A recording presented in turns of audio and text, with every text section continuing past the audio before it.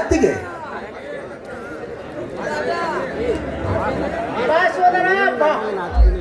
ಕುರಿ ದೊಡ್ಡಿಯಿಂದ ಈಗ ಬಂದೇನಪ್ಪ. ಹೌದಣ್ಣ, ದೊಡ್ಡ ಕಸ ಹೊಡೆದು ಪುಟ್ಟ ಪುಟ್ಟ ಮರಿಗಳಿಗೆ ತಾಯಿ ಮನೆಗೆ ಬಿಟ್ಟು ಅವುಗಳಿಗೆ ತಪ್ಪಲ ಹಾಕಿ ಹಾ ಅಂದರೆ 10 ಹರದಾರಿ ಹೋಗುವ ನನ್ನ ಕುದುರೆಗೆ ನೀರಮೇವ ಮಾಡಿ ಬರದರೊಳಗೆ ಈ ಹೊತ್ತಾಯ್ತು ಅಣ್ಣ. ಬೀರ ಕೈ ಮುಖ ತೊಳ್ಕೊಂಡ್ ಬಾರಪ್ಪ, ಉಪ್ಪಿಟ್ಟಿಂದು ಚಾ ಕುಡಿಯುವಂತೆ. ಈ ಭೀರನಿಗೆ ಛಾಯ ನಮ್ಮ ನನ್ನ ಹೆತ್ತ ತಂದೆ ತಾಯಿಯಂತಿರುವ ನಿಮ್ಮ ಕೈ ತುತ್ತಿನಿಂದ ಈ ಕೆಚ್ಚದೆ ಬೆಳೆಸಿಕೊಂಡಿರುವ ಈ ಭೀರ ಈಗಾಗಲೇ ಒಂದು ತಂಬಿಗೆ ಹಾಲು, ಒಂದು ಬೊಗಣಿ ಜೋಳದ ನುಚ್ಚು ಉಂಡೆ ಬಂದಿದ್ದಾನೆ. ಅತ್ತಿಗೆ, ನಾನಂದರೆ ತಮಗೆ ಇಷ್ಟ ಅಲ್ಲವೇ? ಯಾಕೊತ್ತಮ್ಮ ಹೀಗೇಕೆ ಮಾತನಾಡುತ್ತೇವೆ?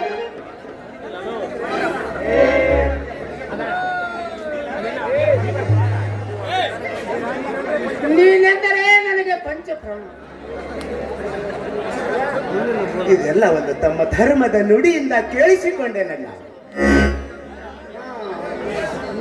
ಅದು ಅದು ಏಕಣ್ಣ ಬದಲಿಸುತ್ತಿರುವೆ?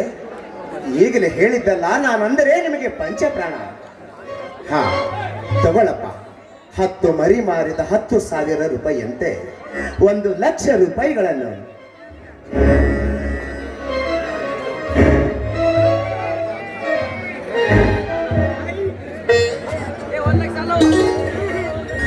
ಎಂತ ಸಾಧನೆ ಸೋದರ ನಿನ್ನದು. ಈ ದುಡಿಮೆಯನ್ನು ನೀನೆಷ್ಟು ವರ್ಣಿಸಿದರೂ ಹೇಳುತ್ತೀರು. ನನ್ನ ಈ ಸಂಸಾರ ನಡೆಯುವುದೇ ನಿನ್ನ ಕುರಿ ಮರಿಯಿಂದ. ನಾನೆಷ್ಟೇ ಹೊಲ ಉತ್ತಿ ಬಿತ್ತಿ ಬೆಳೆದರು 2 ವರ್ಷದಿಂದ ಅತಿವೃಷ್ಟಿ ಮಳೆಯಾಗಿ ಬೆಳೆ ನಾಶವಾಗಿದೆ. ಈ ನೇಗಿಲ ಯೋಗಿ ನೀವೇ ದುಡಿದು ತಂದ ತುತ್ತಿಂದು ತೇಗುವ ಭೂಮಿಯಾಗಿಲ್ಲ. ಈ ವರ್ಷವಂತೂ ಮಳೆ ಹೆಚ್ಚಾಗಿ ಬೆಳೆ ನಾಶವಾಗಿ ಹೋಗಿದೆ.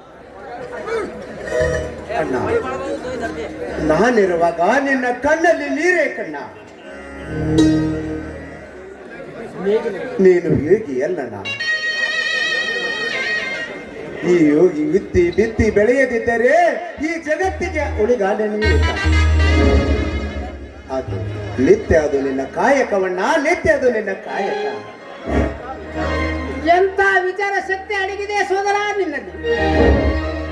ನಿನಗೆ ಕಾಯಕದ ಅರ್ಥವೂ ಗೊತ್ತೇ? ನಿನ್ನ ತಮ್ಮನಾಗಿ ಜನಿಸಿ ಬಂದವನಿಗೆ ಇಷ್ಟು ತೀವ್ರದಿಲ್ಲ ಅಣ್ಣ. ಕೇಳಿಲಿ ಯೋಗಿಯ ಅರ್ಥವನ್ನು. ಅಂಗೈನ ಅಂದ ಅನಾಥರಿಗೆ ತಂದೆಯಾಗಿ, ಮೂಗರಿಗೆ ಮೇಘನಾದವಾಗಿ, ಕಲೆ ಸಂಗೀತ ಗಾಯನ ಮಾಡಿದ ಕರಿಸಿದ್ದ ಆ ಗದ್ದುಗಿನ ಪುಟ್ಟ ರಾಜರು ಗಾನ ಯೋಗಿ.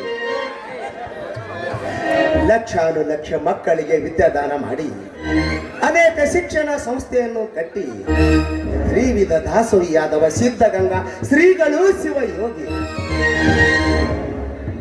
ಹಳ್ಳಿ ಹಳ್ಳಿಗೆ ಸಂಚಾರ ಮಾಡಿ ಕೋಟಿ ಜಪಯತ್ನ ಮಾಡಿಸುತ್ತಾ ಭಕ್ತರಿಗೆ ದೀಕ್ಷೆ ಕೊಟ್ಟು ಈ ಮಾಂಸಮಯ ಶರೀರವನ್ನು ಮಂತ್ರಮಯ ಶರೀರ ಮಾಡಿದ ಆ ನನ್ನ ಶ್ರೀದಾನಂದ ಗುರುಗಳು ಅವರು ಸಂಚಾರಿ ಯೋಗಿ.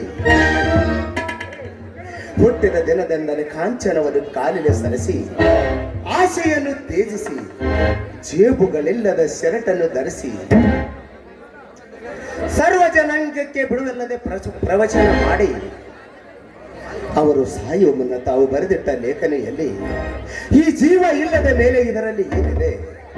ಸತ್ಯವೂ ಇಲ್ಲ, ಅಸತ್ಯವೂ ಇಲ್ಲ, ನಾನು ಇಲ್ಲ, ನೀನು ಇಲ್ಲ, ಇಲ್ಲ ಎಂಬುವುದೇ ತಾನಿಲ್ಲ ಎಂದು ಬರೆದು ಶಿವಜನರಾದರಲ್ಲ ಆ ವಿಜಯಪುರ ಸಿದ್ದೇಶ್ವರ ಶ್ರೀಗಳು ಅವರು ಜ್ಞಾನಯೋಗಿಯಣ್ಣ, ಅವರು ಜ್ಞಾನಯೋಗಿ. ಎಂತ ಮಾತುಗಳಿವು. ಇನ್ನು ಕೇಳಣ್ಣ, ಸೃಷ್ಟಿಕರ್ತ ನಿರ್ಮಿಸಿದ ಈ ಜಗದಲ್ಲಿ ಚಳಿ ಮಳಿ ಬಿಸಿಲೆನ್ನದೆ ಉತ್ತಿ ಬಿತ್ತಿ ಬೆಳೆಯದಿದ್ದರೆ ಈ ಜಗತ್ತಿಗೆ ಉಳಿಗಾಲವಿಲ್ಲ. ನಿತ್ಯ ಅದು ನಿನ್ನ ಕೈಯಲ್ಲ. ನಿನ್ನ ಒಂದೊಂದು ಮಾತನ್ನು ಕೇಳಿ ಈ ಜಗವನ್ನೇ ಮರೆತು ಬಿಟ್ಟೆ.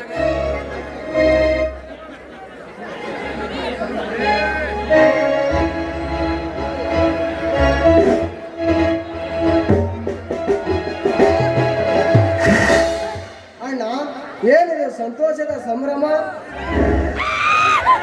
ಏನಪ್ಪ ಏನ್ ಮಾಡಿದ್ಯಾ? ಅಂದ್ಹಾಗೆ ವಿದ್ಯಾಭ್ಯಾಸ ಹೇಗ್ ನಡೀತಿದೆ? ಚೆನ್ನಾಗಿ ನಡೀತಿದೆ ತಾನೇ? ಡಿಗ್ರಿ ಅಭ್ಯಾಸತಿಗೆ ಚೆನ್ನಾಗಿದೆ, ಆದರೆ ಹಣಕ್ಕಾಗಿ ಅಣ್ಣನ ಕಡೆ ಬಂದೆ.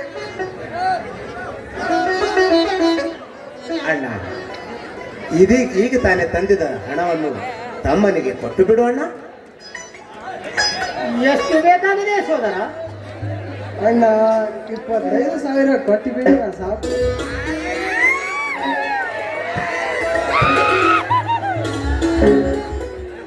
ತೆಗೆದುಕೊಳ್ಳಿ ಹಣವನ್ನು. ಹಣವೆಂದ ಮೇಲೆ ಹಿಡಿತದಿಂದಲೇ ಇರಬೇಕು. ಸ್ವಾಮಿ, ಈಗ ಈಗ ನಮ್ಮ ಸಂಸಾರ ಆನಂದ ಸಾಗರವಾಯ್ತು ನೋಡಿ.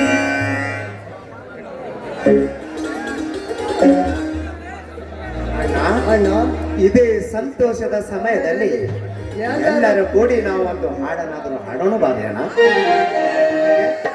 ಈ ತಮ್ಮಂದಿರೇ ನನಗೆ ಸರ್ವ ಆಸ್ತಿ.